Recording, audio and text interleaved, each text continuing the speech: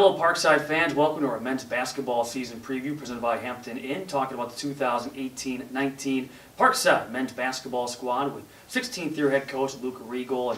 And let's kind of look back quickly last year. Besides wins and losses, again, put those aside. You know, a younger roster on paper, about 4 seniors.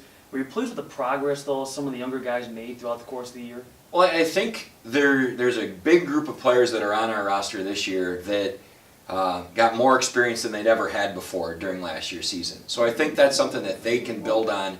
I think about guys like Ramar Evans and Joe Borsha and Jonah Matuli, Brett Barclay, among others that played more than they had before being here. So hopefully they can take those experience and be more productive players this year. So I think there was a lot of things that we can take, and then you take those players and add them to the mix of the new players and see where it all leads us. So with that being said, maybe what was the off-season focus, the emphasis for some of those returning players? I think the one thing is when you're talking to players about getting better, it's always easier when they can see what they did on film. And so, last year whether we were watching film after games or bringing guys into the office, there's more concrete evidence of, okay, these are the things that we need to work on, and these are the things that you did well. So going into the off-season, let's try to build on that. And it's hard. Like all of our players that redshirted, they just have to trust us. Maybe we watch a little practice film, but basically, when we tell them these are the things they need to get better at, they're not 100% sure because they didn't have any successes or failures on the court in real games. So I think the players that got a lot of experience last year can look at what they did well and hopefully build on it, and the things that they needed to improve on, and either take that part of their game up a level or try to avoid doing whatever it was that they didn't have success at. So I think the number one guy that's returning is Chip Flanagan. He's had a very good career for us. He redshirted last year, and he's just he's like a jack of all trades. He does a little bit of everything well. We're going to ask him to step up and score and be a bigger threat on the offensive end this year, which I think he'll be able to do. He did a great job with that in practice last year. So he's the number one guy that's returning that didn't play for us last year.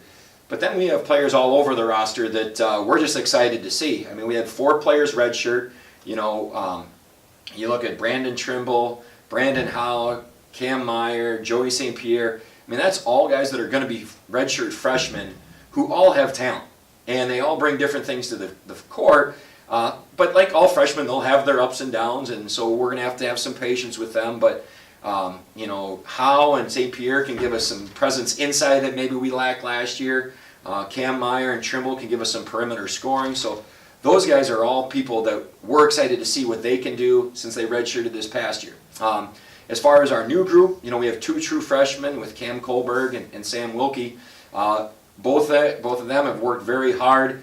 Cam's coming off a little bit of an injury, so he's a little bit behind as far as the conditioning, but those 2 will be interesting to see how they do. And then the 2 junior college transfers we added with De'Aaron Owens and Jonathan Morabel, they're more seasoned, and that's what you want when you get transfers is they're probably farther along than anybody else that we brought in that's new because they've played against higher level competition. So hopefully those guys can give us a shot in the arm on both ends of the floor. And I don't know. We have a lot of guys that are going to be battling for playing time. It's going to be interesting to see where everything goes once we start practice a week from today. And I'm just excited. There's a lot of options, and there's going to be a lot of competition in our practices, and that's what you want as a coach. Absolutely. But, I mean, when you look at the roster on paper, do you consider this an experienced team, or is it kind of a blend of experience and youth?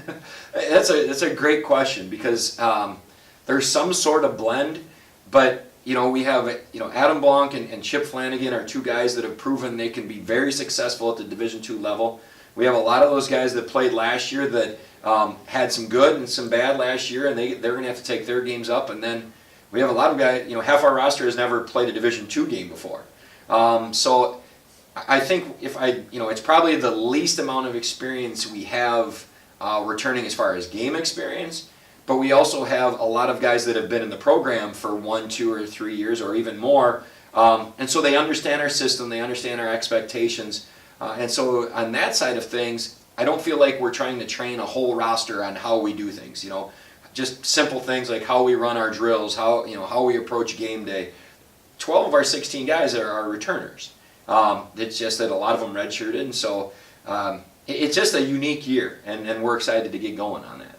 And unique in the sense of brand new conference, the GLIAC, some new challenges, new opponents.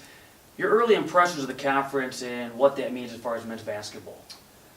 Well, clearly, when you have the defending national champ with Ferris State, that's where everything starts. But from watching film, from playing these teams in the past, the thing has stood out to me when I've looked at the GLIAC is it's the overall depth. You don't watch film and see teams that are just, you go, okay, those teams are struggling, they're in a major rebuild. From top to bottom, there are a lot of good programs. There's a lot of coaches that have won a lot of games. Whether they're, a team like Davenport is building their NCAA 2 brand, but they've had a huge amount of success as an NAIA program. So there's coaches all over the league that have coached in NCAA tournaments, won, got to the Sweet 16s, regional finals. So the overall depth is what concerns me as a coach, because I know night after night we're going to play a lot of good teams, at home and on the road. All right, Coach, thanks a lot for your time, and best of luck this season. You bet. Thank you.